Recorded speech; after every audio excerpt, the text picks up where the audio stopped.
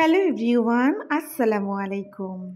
আজকে আমি আপনাদেরকে শেয়ার করব আলু কাবলির রেসিপি। এই রেসিপিটা কার কার খেতে ভালো লাগে ঝটপট করে দেখে নিন আলু কাবলির রেসিপি। প্রথমে এখানে আলু কাবলি বানাতে যা যা লাগবে আমি এখানে আলু সিদ্ধ করে নিয়েছি।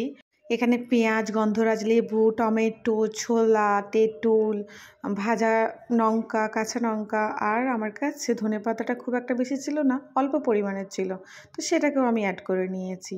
তো যা যা আছে সবগুলোকে আমি কাট করে নিয়ে চলে আসব। সমস্ত কিছু ইনগ্রেডিয়েন্টস আমার কাটা রেডি। এখন আমি সব কিছু এক এক করে মিশিয়ে নেব। প্রথমে আলুটাকে বোলের মধ্যে সবটা ঢেলে নিলাম। এখানে আমি একটা টিপস শেয়ার করছি, যেহেতু বাড়িতেই আলু কাবলি বানাবেন, আলুটা সিদ্ধ করার সময় অবশ্যই লবণ অ্যাড করবেন। এরপরে পেঁয়াজ কুচি, ধনেপাতা কুচি, টমেটো কুচি, কাঁচা লঙ্কা, সমস্ত কিছু এক এক করে সমস্ত কিছু নিয়ে নেব।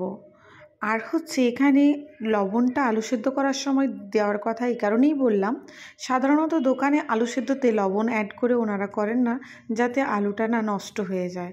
যেহেতু বানিয়ে সঙ্গে সঙ্গে খাওয়া হবে, সেই জন্য আপনারা আলুর সাথে লবণ অ্যাড করেই সেদ্ধ করবেন, তাতে আলু কাবলি খেতে আরও মজাদার হয়। আর আপনারা কাঁচা লঙ্কার সাথে সাথে ভাজা লঙ্কা অবশ্যই ট্রাই করবেন, তার সাথে ভাজা জিরা গুঁড়ো, এইগুলো ছাড়া আলু কাবলি তো মানাই না। বাড়িতে যদি থাকে গন্ধরাজ লেবু, আর কোনো কথা নেই, অবশ্যই আপনারা অ্যাড করবেন।